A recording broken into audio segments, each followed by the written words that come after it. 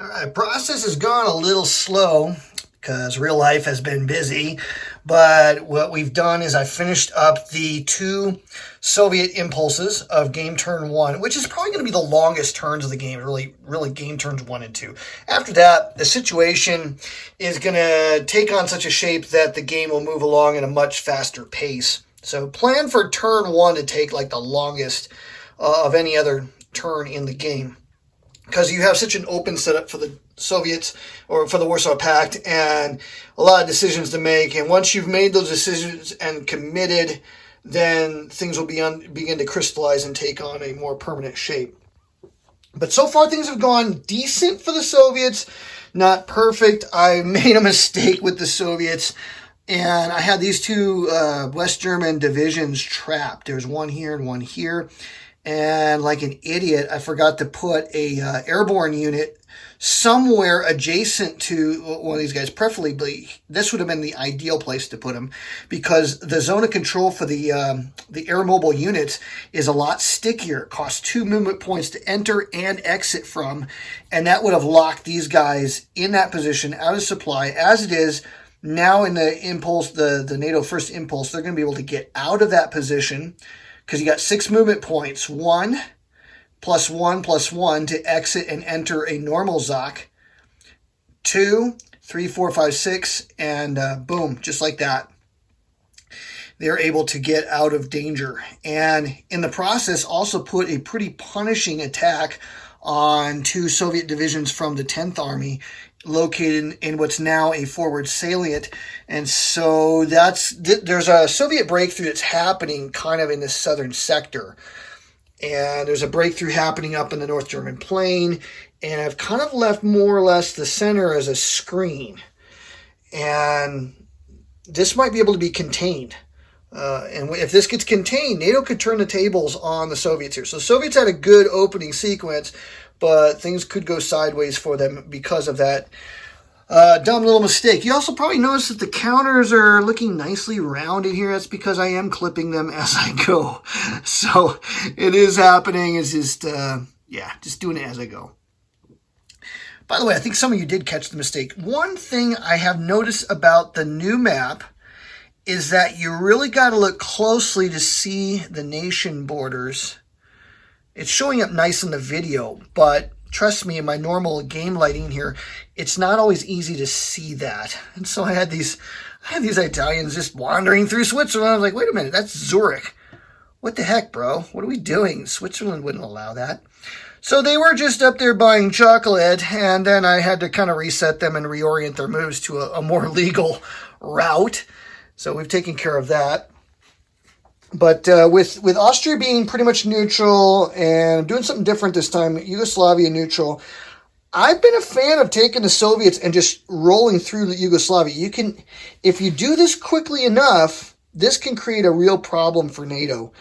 You're not going to get bonus points for taking the cities of Yugoslavia if you invade this neutral country, but you can get points, victory points, for causing their surrender, and you open up a front that's going to tie down the Italians and keep the Italians from coming around at, the moment that maybe everything else is collapsing in southern Germany. So there is that. The other thing that's going well for the Soviet Union is up here. Hamburg is now completely surrounded.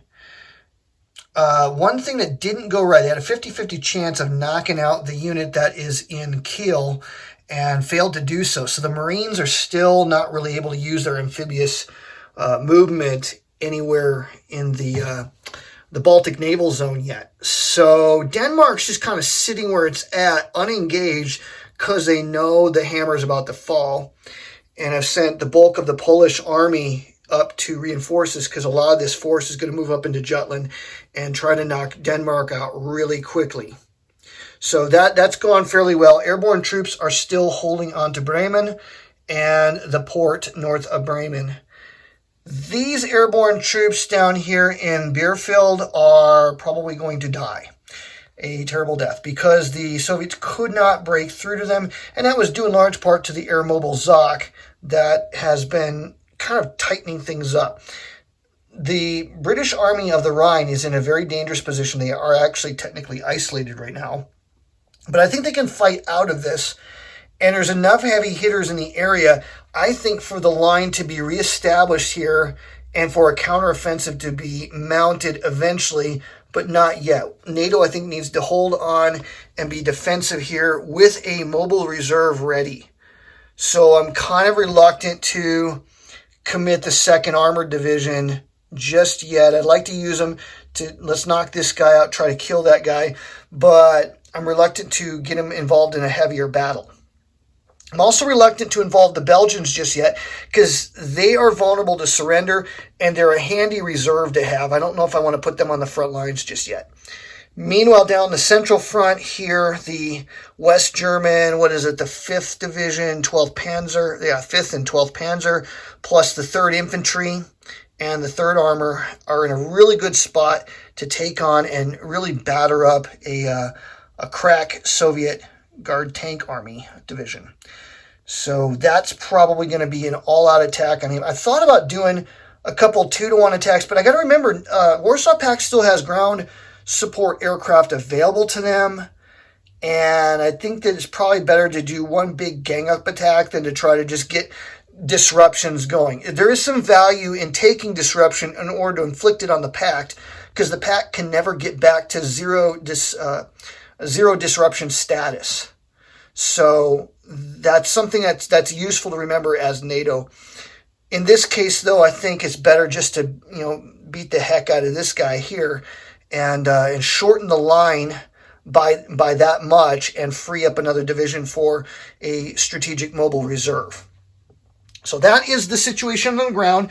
I'm still working through the NATO first impulse. There'll be a second impulse after this.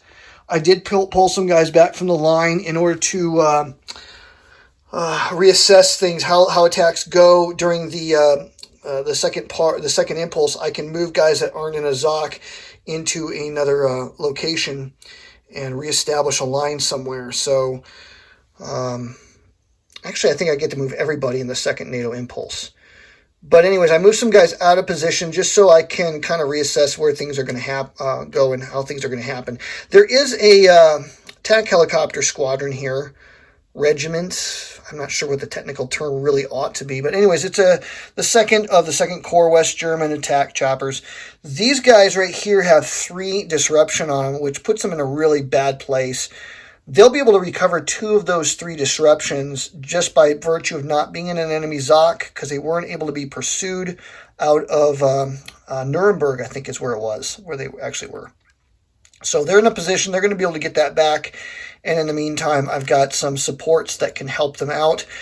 The division here, this is a U.S. division. This is the Ironsides. This is 1st Armored. They've taken 2 disruption, which means their proficiency is down to 5. But they're behind a river, and they're facing proficiency 5 units. The dudes that are in here in this space, B, they are going to be able to recover all disruption, their attack helicopters, and the one of the armored cavalry regiments, the 2nd ACR. So that whole stack is here. I think when you got 3 or 4 units and you got a bunch of disruption markers, using these overstack bits are really handy to have. So these guys are going to be able to recover all of their disruption, and I'm trying to decide, maybe I'll probably bring this division down to shore up the line here, and maybe we'll leave this space open. I don't know if I want to let these crack troops just sit out in the open where they can get clobbered by Warsaw Pact air power, because Warsaw Pact air power is going to be a factor going into the next turn. So that is the overall situation. Really fun game. I'm enjoying the new map, enjoying the new bits. The only nit that I have now with the new components is, like I said, you got to really pay attention. Look carefully to see the borders when they're in the mountains. It's not always easy to tell. The other thing I'll say about it, see the purple shading that follows the border of Hungary, and it kind of skirts north of Yugoslavia, and it moves up over between Italy and Austria. It becomes almost impossible to discern that purple line once it gets into the mountains. So you basically just have to remember it's going to follow the nation borders below Switzerland and so forth until it terminates here at just outside of Nice, which is a really nice place for that to end. So that's just important to remember for what air theater you're dealing with, because there is, in addition to the Western Europe Air Theater, which is the big one, then you also have the Southwestern Theater Air Display. Well, I forgot to mention in the last video I did about the air war, the Soviets did lose an Su-24 in that Southwestern Theater, but not due to the tornadoes or the F-104s on intercepts. That was ground fire. Yeah, ground fire rolled a wicked 6 and shot that guy down. But all of the strike die rolls, it was like a 6, and a 5 between either the Su-24s and the actually it was the MiG-23s. Excuse me, not MiG-23s. The MiG-27s actually rolled really well and put some hits down on the runway cratering. I think this guy was shot down and halved. I think that's how that works. Something like that. I don't remember the exact outcome. So we have seen some ground fire losses, although that's been so far the only one. Well, there you go. The game is underway and being clipped as we go with the Oregon 2.5 millimeter clipper. And we'll share more as the game progresses.